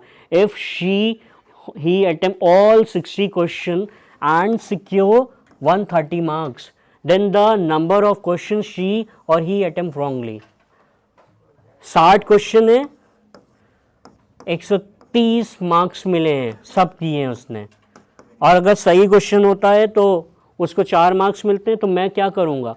अब देखिए इसमें बता रहा है ये गलत कितने किए हैं। 38 में अगर गलत मान लूँ तो -38, बाकी 22 से कितने मार्क्स बनेंगे? 22 से अगर हम देखेंगे 88 मार्क्स बनेंगे, और 88 में ये घटाएंगे तो 130 से पहुँच ही नहीं सकते। मतलब ये दोनों इतने वाले तो हो ही नहीं सकते हैं। हाँ ठीक है, तो हमें मतलब इन दोनों में अगर 38 × 4 कर लेंगे हम, क्या हो जाएगा? 120 और 32 152, और 22 घटा दीजिए। ये नहीं मैं बेवकूफ़, मैं भी चाहता वो लेट सपोज करता और 4x - y इक्वेशन बनाता। क्या बनाता है? आप यही बनाते, 4x - y = 130, x + y = 60। ये करेंगे लोग, आप देखिएगा। वो भी चाहता है जिसने पेपर, मैं भी बनाता हूँ जब ऐसे क्वेश्चन, तो मैं चाहता हूँ आप ये करिए। आप ये बनाओगे, 1 करोगे, 2 करोगे, आराम से ऑप्शन एलिमिनेशन से सॉल्व करोगे, आंसर भी सही निकालोगे, खुशी भी होगी। लेकिन पता चलेगा क्वेश्चन थोड़े कम रह गए यार, कट ऑफ थोड़ा सा अप था, उस बंदे ने 7 क्वेश्चन ज़्यादा बना दिए, उसको NIT ट्रिची मिल गया, या कोई DU मिल गया, या BHU मिल गया, हमारे 7 क्वेश्चन कम रह गए यार। पेपर तो ये सर बड़ा आसान था। कई बार बच्चे कहते नहीं है कि सर पेपर बड़ा आसान दिख रहा था और हमारे आते हुए क्वेश्चन बहुत छूट गए। उनका रीज़न ये है, ये जो है ऐसे बहुत, वो जिस बंदे ने भी ये क्वेश्चन बनाया है वो चाहता है कि आप ये करो, ठीक है, वो इस बात को चाहता है कि आप वो करो, लेकिन मैं नहीं चाहता हूँ आप वो करो, मैं चाहता हूँ आप ये करो। क्लियर है सर? हाँ बेटा, हाँ सर एक बार वो बता दीजिए। एक बार फिर से बता दे बेटा, क्वेश्चन को रीड कर लें आप। क्या दिया है? In an examination are student score 4 marks for every correct answer and loses 1 marks for every wrong answer if she or he attempts all 60 question and secure 130 marks। मैं क्या कह रहा हूँ कि मैं चाहूँगा तो इससे भी कर सकता हूँ, लेकिन इससे करने में आंसर सही आएगा, लेकिन मेरा वक्त ज़्यादा लग जाएगा जो मैं नहीं चाह रहा हूँ। तो इसीलिए मैंने ऑप्शंस पे आया। ऑप्शन में क्या पूछा जा रहा है कि कितने गलत क्वेश्चन किए गए हैं। तो अगर आप सोचिए 38 क्वेश्चंस गलत किए जाएंगे तो 22 ही सही होंगे। सही क्वेश्चन के 84 मार्क्स होंगे और नेगेटिव करेंगे तो और कम आ जाएगा। मतलब मुझे 130 तक तो पहुंच नहीं सकता, तो मुझे दिख रहा है कि 38 और 37 तो हो ही नहीं सकता। मतलब इन दोनों ऑप्शन में हमें देखना है। फिर 22 को देखा, 22 मतलब 38 सही है, 38 सही है मतलब कितने मार्क्स हो जाएंगे हमारे पास? 152। 22 मैंने गलत किए हैं तो कितने हो गए? -22। कितने आ गए? 130। मतलब ऑप्शन एलिमिनेशन से मेरे को क्या, मेरा रिजल्ट आसानी से मिल गया। तो मैं यही चाह रहा हूँ, बहुत ज़्यादा इसको ऑप्शन एलिमिनेशन की तरफ अब बढ़ाइए। कॉन्सेप्चुअली अब आपको पता है, अगर कहीं लग रहा है कि करना है तो करिए, करना भी पड़ेगा, ऐसा नहीं कि कहीं नहीं करना पड़ेगा, कहीं कहीं पे करना भी पड़ेगा, लेकिन जहाँ पे स्किप किया जा सकता है वहाँ पे क्यों ना करें। ठीक है, आइए, क्लियर हो गया बेटा आपको? ये तो नितिन सर ने बहुत अच्छे से पढ़ाया ही होगा, जल्दी से बता दो। थोड़ा सा हम चलिए किसी दिन हम आपको इस पर एक लेक्चर दे देंगे, हम आपको अपने 9 और 4 रूल जो मैं बनाया हूँ वो बता दूँगा। कॉम्बिनेशन के 9 रूल्स हैं मेरे और 4 परम्यूटेशन के जिसको मैं लगाता हूँ। क्या होगा इसका आंसर?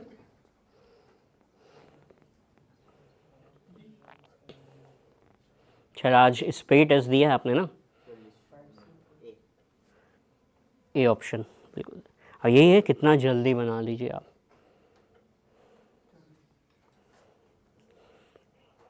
क्या ऑप्शन है?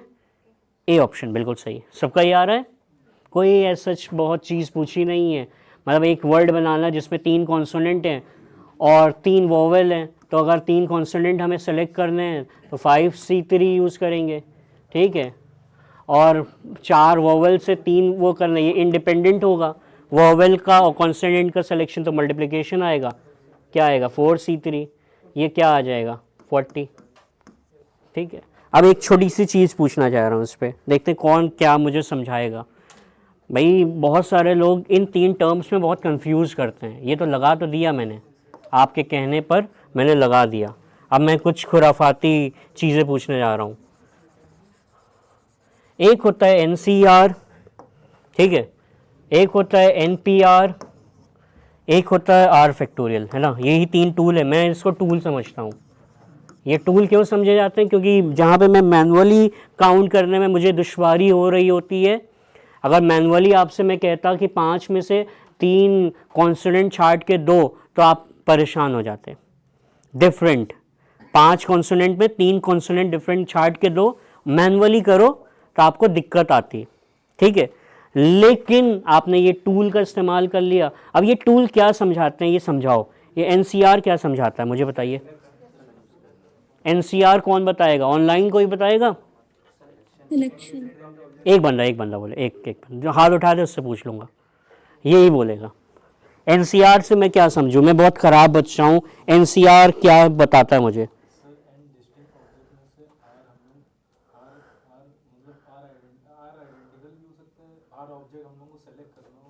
गलत हो रहे हो, थोड़ा सा पहले सही जा रहे थे फिर गलत हो रहे हो।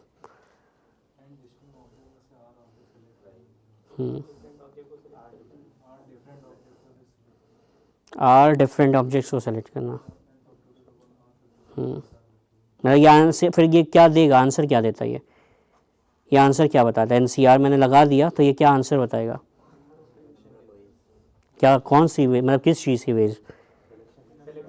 सिलेक्शन की वेज, है ना।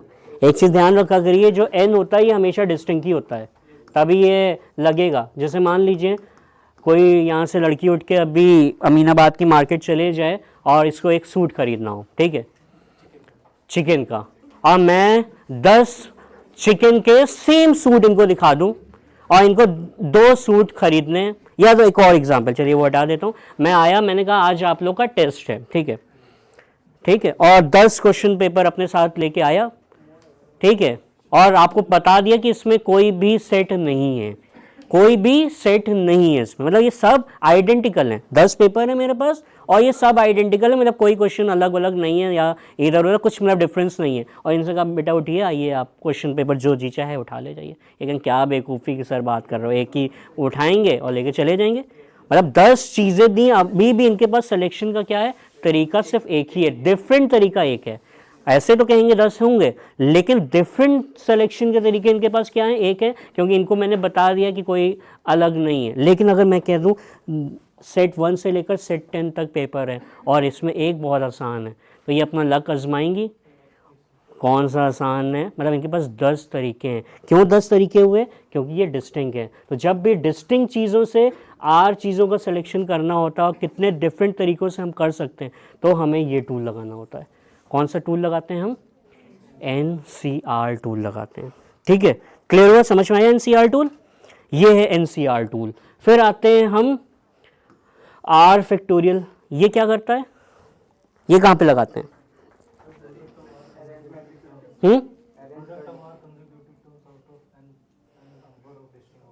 प्रोडक्ट ऑफ N तो जिक्र ही नहीं है R फैक्टोरियल में, तो M कहाँ से निकालूंगा? अरे क्यों लें हम, जब दिया ही नहीं है मैंने, क्यों लें? ये तो R ही चीज़ें दी हैं, R फैक्टोरियल कह रहा हूँ। ये सिलेक्शन बताता ही नहीं है, ये अरेंजमेंट बताता है।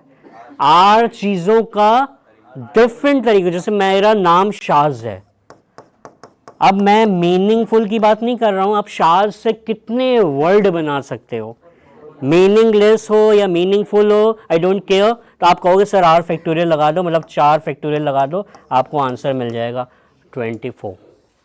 ये टूल है मेरे पास। अब ये क्या है? टूल है। अगर ये आप मुझसे मैनुअली कहते तो मैं कहता अभी थोड़ी देर में आके बताऊंगा, क्योंकि कितना दिख रहा है आंसर? 24 दिख रहा है, मैं नहीं कर पाऊंगा। लेकिन ये टूल लगा लिया तो मैं क्या इस पर पहुंच गया।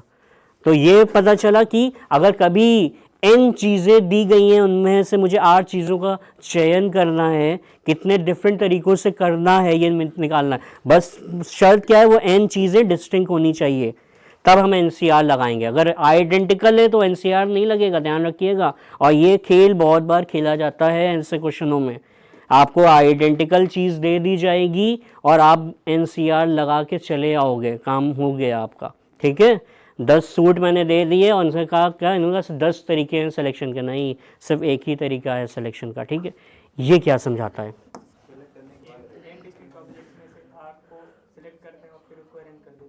बिल्कुल सही कह रहे हैं। जैसे मान लीजिए मेरे पास मुझसे कोई पूछ रहा है इंडियन टीम में 16 लोगों की टीम है, इनमें से कितने बैटिंग ऑर्डर पॉसिबल हैं आप बताइए। तो मुझे पता है कि भाई 16 के 16 तो खेलेंगे नहीं मैच में, कितने लोग खेलेंगे, 11 लोग खेलेंगे। तो पहले मैं क्या करूँगा कि कितने डिफरेंट तरीक़ों से 16 में से 11 को सेलेक्ट किया जा सकता है, तो क्या निकालूंगा 16C11। उसके बाद क्या करूँगा, अरेंजमेंट। उसके बाद मुझे क्या करना है, उनका आपने बैटिंग पॉसिबल बैटिंग ऑर्डर पूछा है, मतलब डिफरेंट कितनी तरीक़ों से मैं अरेंज कर सकता हूँ। तो मेरा आंसर क्या हो जाएगा 16C11 इंटू 11 फैक्टोरियल। इसको मैं चाहता डायरेक्ट ये 16P11 भी कर देता, तब भी यही आता। ठीक है, एक छोटा सा इसमें इसको करूँ, थोड़ा सा बता दूँ और, ठीक है, एक थोड़ी सी और चीज़ बता दूँ। हम किसी दिन आपका एक नंबर सिस्टम पे पूछ के सर के से अपना क्वांट वाला व्यू दे देंगे आपको, जिसमें हम चीज़ों को और जल्दी से करने की कोशिश करते हैं।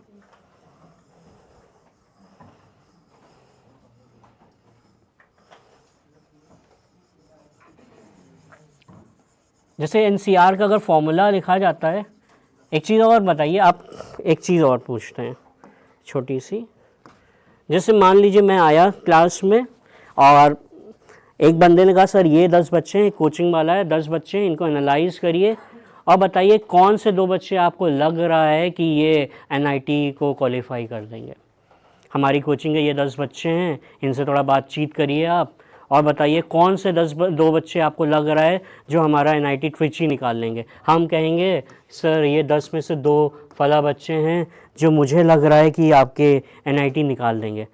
तो 10 बच्चों में कौन से बच्चे मुझसे खुश होंगे, जिन 2 बच्चों को मैंने बताया होगा वो तो बड़े खुश होंगे, यार कितना बढ़िया इंसान है यार, इसको चलो बाहर कुछ खिलाया जाए बड़े। और 10 में से जो 8 लोग होंगे वो अच्छे से मुझे गाली दे रहा हूँ, कितने अभी देखा भी नहीं मुझे, एक ही बार में कैसे ये कह के चले जा सकते हैं। तो एक चीज़ क्या है, 10 में से 2 का सिलेक्शन मतलब इनडायरेक्टली मैं 10 में से 8 का रिजेक्शन कर रहा हूँ ना। 10 में से 2 का सिलेक्शन मतलब मैं इनडायरेक्टली क्या कर रहा हूँ। अगर एक नेगेटिव बंदा सोचे तो वो कहेगा कि आपने 10 में से हमारे 8 बच्चों, कोचिंग वाला भी कह, अच्छा आप कह रहे हो हमारे 8 बच्चे सेलेक्ट नहीं, वो ये नहीं कहेगा कि 10 में 2 सेलेक्ट बता रहा हूँ, वो कहेगा अच्छा मेरे कोचिंग के पढ़ाए हुए 10 में से 8 बच्चों को आप कह रहे हो कि ये नहीं हो पाएंगे। इसका मतलब क्या है कि जो NCR है ये किसके बराबर होता है, NC(n-r) के बराबर होता है। ठीक है, एक तरीका, क्योंकि मैं आपको कैलकुलेशन जल्दी करने के थोड़े तरीके बताना चाह रहा हूँ। तो कई बार आता है 10C8 की वैल्यू निकालना।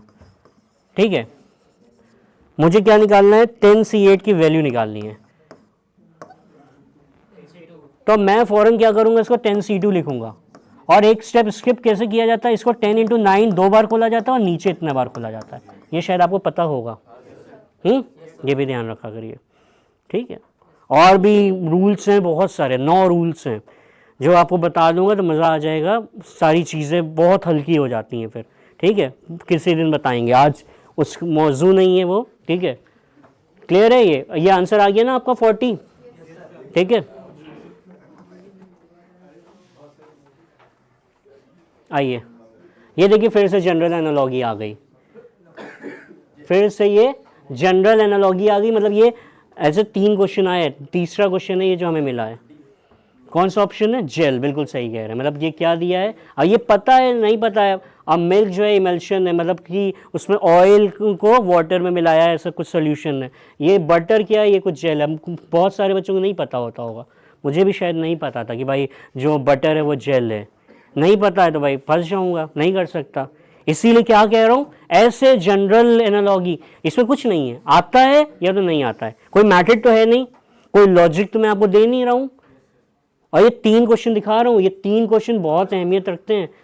75 क्वेश्चन आते हैं, सारे क्वेश्चन सेम मार्क्स के होते हैं कि अलग अलग होते हैं? कितने मार्क्स के होते हैं? नेगेटिव होता है ना इसमें, नेगेटिव होता है। मतलब कि 3 क्वेश्चन, मतलब ये देखिए, मतलब आपको 1 सेकंड नहीं लगेगा, 1 सेकंड कह रहा हूँ, 30 सेकंड लगेंगे आराम से, और 12 मार्क्स आपके पॉकेट में हो जाएंगे अगर आपने बहुत स्मार्टली जनरल एनालॉजी के 50 क्वेश्चन देख लिए और आपके उस 50 में से इत्तेफाकन अच्छा थे कि वो 3 क्वेश्चन आपको मिल गए। 3 क्वेश्चन दिख रहे हैं हमें, ठीक है, क्लियर है? आगे चलते हैं हम, जल्दी बताइए। इसको हम कई बार क्वांट्स में भी कहते हैं, सर ने मैथ्स में पढ़ाया है तो आप लोग कह रहे होगे मैथ्स का टॉपिक है।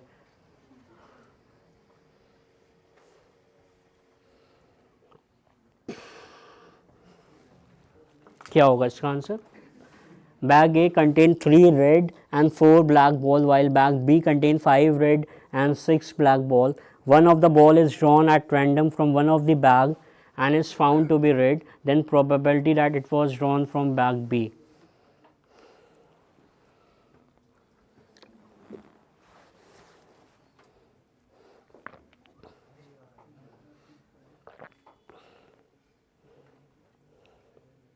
ये भी पढ़ा है नहीं प्रोबेबिलिटी?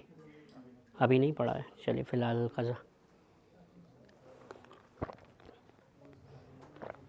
अब मुझे बताया जा रहा है कि 2 बैग हैं, और सॉरी 2 बैग हैं, और 2 बैग में से एक बैग में 3 रेड बॉल है और 4 ब्लैक हैं, और एक में 5 रेड है 6 ब्लैक हैं, और मैं किसी एक बैग से बॉल निकाल रहा हूँ और वो रेड बॉल आ जा रही है, इसकी प्रोबेबिलिटी क्या होगी? तो क्या होगा?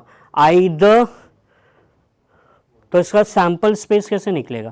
प्रोबेबिलिटी क्या होती है, इसमें भी कॉम्बिनेशन ज़रूर लगता है, ठीक है।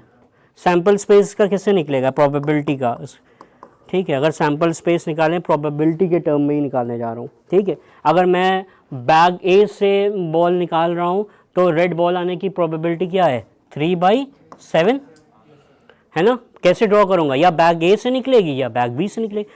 ए से निकलेगी, या दोनों से तो नहीं निकाल पाऊंगा ना एक साथ, एक ही चीज़ होगी ना। जैसे मान लीजिए मैं कॉइन उछालता हूँ, क्यों प्लस करते हैं, जैसे कॉइन जब उछालता हूँ तो आप क्या कहते हो? सर आइदर हेड आएगा या टेल आएगा। तो अगर मैं बॉल रेड निकाल रहा हूँ तो सर आइदर आप बैग ए से निकालोगे या बैग बी से निकालोगे ना, है ना। तो मतलब कि अगर मैं बैग ए से निकालूंगा तो क्या आएगा? 3/7 आएगा। अगर मैं बैग बी से निकाल रहा हूँ तो क्या आएगा? 5/11। मतलब टोटल अगर दोनों बैग से मुझे अलाउ होता तो कितना सैंपल स्पेस मेरा आ रहा था? 77, और ये कितना 33, और ये कितना आ जाएगा 35, कितना हो गया 68। ये है, लेकिन मुझे अलाउ क्या किया गया है कि बैग बी से आना चाहिए। तो बैग बी से क्या आ रहा है? सिर्फ 5/11 है। तो मेरा सैंपल स्पेस क्या है? 68/77 है। क्या आ रहा है? ये 7, ये ऊपर चला जाएगा तो क्या आ रहा है? क्या डिफिकल्ट है? कहीं नहीं है ना। क्या आ रहा है? ऑप्शन है कोई? हाँ, ए ऑप्शन है, ठीक है। ऑप्शन क्या आ रहा है मेरा? A option will be my answer in this case, ठीक है। क्लियर है? समझ गए? प्रैक्टिस करिए। प्रोबेबिलिटी बहुत बार कंफ्यूज करती है लोगों को, थोड़ा सा और प्रैक्टिस करिएगा तो कंफ्यूजन कम होगी, सोल्यूशन समझ में आए। और बहुत बड़े सोल्यूशन नहीं होते। अच्छी बात ये होती है इनके बहुत बड़े सोल्यूशन नहीं होते हैं, बहुत छोटे सोल्यूशन होते हैं। मैंने क्या किया? सिंप्लीफाई किया कि मतलब मैं आइदर ए से ड्रॉ कर पाऊंगा या बी से ड्रॉ कर पाऊंगा। तो मेरा सैंपल स्पेस रेड बॉल को ड्रॉ करने का क्या होगा? मैंने रेड बॉल को ड्रॉ करने का सैंपल स्पेस देखा तो क्या होगा? इससे ड्रॉ करूंगा तो ये प्रोबेबिलिटी आ रही है, इससे ड्रॉ करूंगा तो ये आ रही है। हमें बताया गया है सिर्फ आपको बी से होना चाहिए, तो बी से अगर सिर्फ ड्रॉ करूंगा तो ये आएगा, ठीक है। क्लियर है? आगे चलिए। ये देखिए फिर से एक जनरल एनालॉजी। पता है भाई ये साउंड के बारे में, डोर से बैंग साउंड आता है। अब चेन से क्या साउंड आता है मुझे देखना, मुझे नहीं पता था क्लैंग साउंड आता है। ये मैंने देख लिया तो मुझे पता है, ठीक है। अब ये मैंने देख लिया, ये मुझे कह रहा हूँ पहली बार देखा था, मुझे नहीं पता था भाई कि ये साउंड और इतने थोड़ा पता होता कि भैया इससे ये साउंड आ रहा है या वो साउंड आ रहा है। ये क्या जनरल है। अब ये 3 क्वेश्चन मैंने बताए, 3 क्वेश्चन आए हैं ये। 3 क्वेश्चन 75 में मतलब कितने क्वेश्चन आ गए? 5% क्वेश्चन आपके आ गए ऑलमोस्ट, है ना? क्लियर है? तो जनरल एनालॉजी को इम्पोर्टेंस दीजिएगा।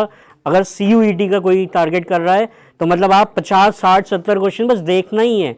बहुत ज़्यादा हार्डली आपके 1 से 2 घंटे जाएंगे। एक बार निगाहें डाल लेंगे कोई वेबसाइट खोल के कि जनरल एनालॉजी के कुछ क्वेश्चन है, बस वहीं से फंसते हैं। ठीक है, क्लियर है? आगे चलते हैं।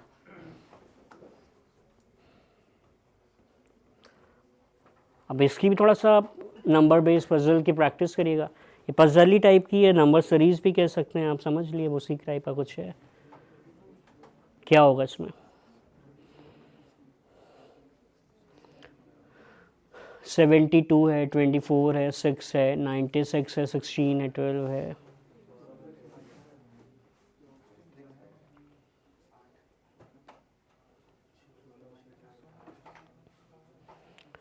कोशिश किया करिए वर्टिकली देखने की कोशिश करिए करिए या हॉरिजॉन्टली, वही कुछ किया गया होगा, बताया जाता नहीं है कि क्या किया है उसने।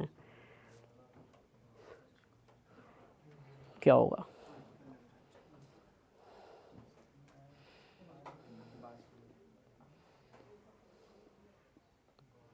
$72 और 96 को मिला के 108 कैसे लाया जा सकता है? कुछ है तरीका? 6 और 12 को तो ऐड करके 18 आता है, लेकिन 72 और 96 को ऐड करके तो 108 नहीं आ रहा है, और कुछ तो नहीं लग रहा है इसमें। क्या होगा? इसका आंसर 12 आएगा। चलिए देख लेते हैं अभी। हाफ करके मल्टीप्लाई किया, हाँ बिल्कुल सही कह रहे हैं। ये कुछ क्या किया गया इसमें? 24 और 6 को मल्टीप्लाई करिए, क्या आता है? 24 और 6 का मल्टीप्लिकेशन करिए, क्या आएगा? कितना आएगा? 48 आएगा। ऐसी गणित मत रखना, नितिन सर को पता चला तो मारेंगे। 144 है ना? और ये क्या दिख रहा है? 72, मतलब इसका कुछ हाफ दिख रहा है, अभी हम श्योर नहीं है बहुत। 16 और 12 को मल्टीप्लाई करिए, क्या आएगा? 192। 192 का हाफ करिए, क्या आ रहा है? 96, कुछ वेरीफाई होते हुए दिख रहा है ना? तो मतलब कि ये क्या है? 18 into X divided by 2 equal to कितना आना चाहिए? 108 आना चाहिए। तो ये कितना आएगा? 9, मतलब x क्या आएगा हमारा? 108 डिवाइडेड बाई 9 कितना आ रहा है? ये 12। अब ये नहीं है कि ये बहुत डिफ़िकल्ट चीज़ है, इस क्या है, मेरे लिए अजनबी नहीं है तो मेरे को जल्दी पकड़ में आ गया। ऐसी पजल्स की भी प्रैक्टिस करिए, बहुत सारी ऐसी आती नहीं है, उसमें बनी हुई आती हैं कि ये इधर इधर है, तो उसकी जितनी प्रैक्टिस कर लिए कि आए आपके सामने और आपको फ़ौरन क्लिक हो जाए कि ये ऐसा कुछ है। ठीक है, आई हुई पजल है। ठीक है, ये हलवा क्वेश्चन है, जल्दी से बता दो।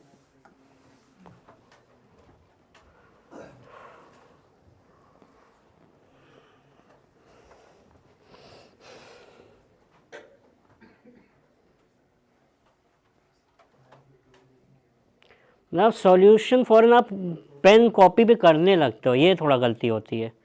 अब दिख रहा है ये 10 फैक्टोरियल है, ये 9 फैक्टोरियल है, तो जाहिर सी बात है नीचे 10 फैक्टोरियल आएगा ही आएगा। ठीक है, और ऊपर 11 आएगा, और नीचे ये 11 121 आ गया फ़ौरन। हमें करना भी नहीं पड़ा। हमने क्यों हम पेन पे डिपेंड करें? हमने क्या देखा? ये 10 फैक्टोरियल, ये 9 है, तो जब हम LCM लेंगे तो 10 फैक्टोरियल जीत जाएगा, तो वो तो 10 फैक्टोरियल आना ही आना है।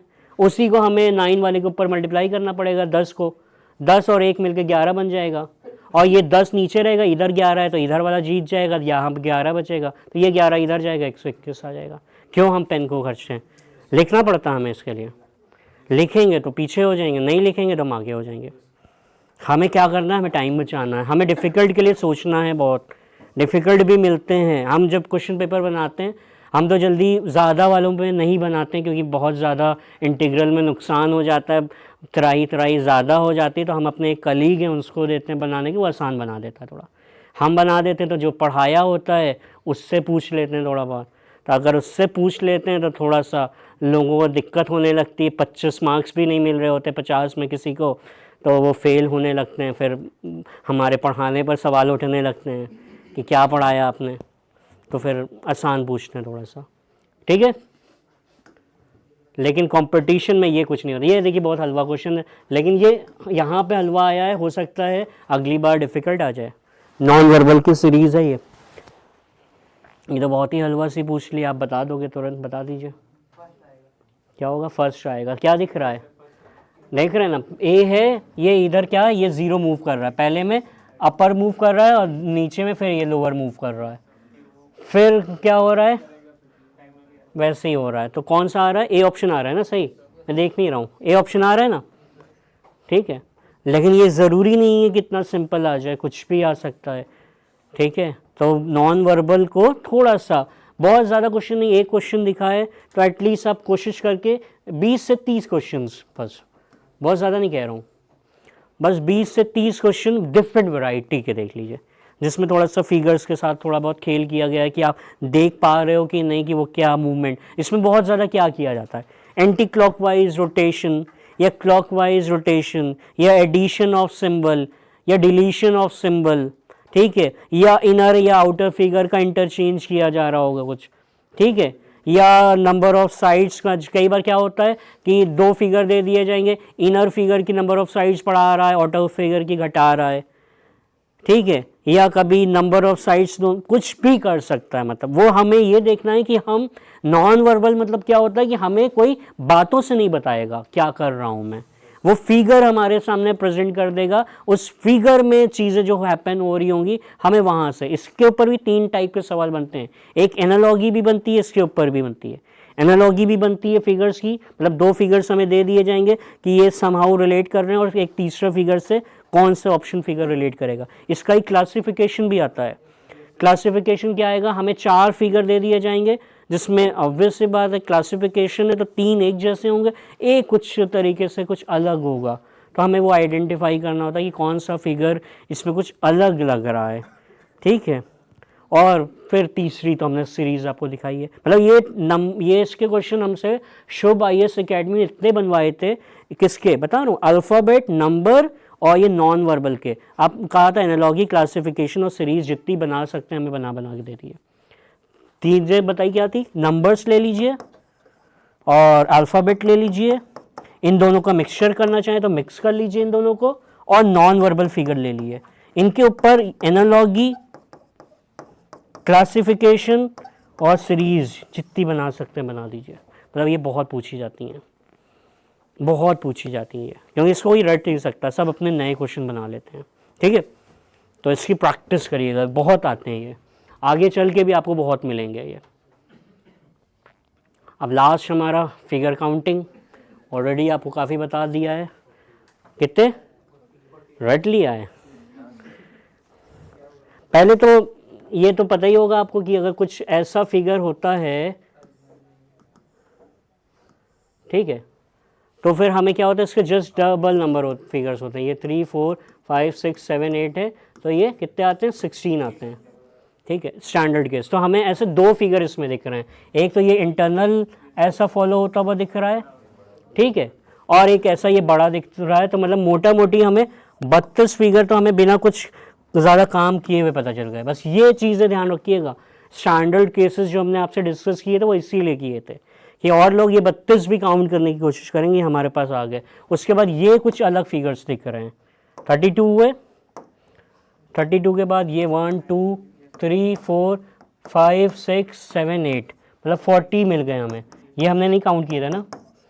उसके बाद थोड़ा सा एक काम ये किया करिए कि ऐसे जब मिक्स फिगर होते हैं तो थोड़ा सा नंबरिंग कर लिया करिए फिगर की, नंबरिंग किया या वर्टिसेस को कुछ मान लिया करिए, तो आपको दिखाने में थोड़ा सा आसान होगा।